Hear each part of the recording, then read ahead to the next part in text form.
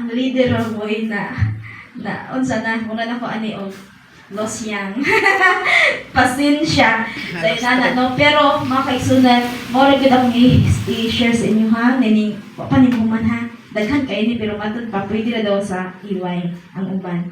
So sa akong na share ninyo mga kaigsunan, mga tuluran ni ka pages, unta kato makahatag to o unsa man paglaom sa tagstag sa kanato nga diin kita tanan naatay pulos ni kalibutan sa pag-share ngadto sa imong kadasigod sa uban o ingon man kung na kay problema wa tay lain kapan sa Ginoong Hesus. Dili lamang sa mga problema kundi hinumdumay mga kaigsunan.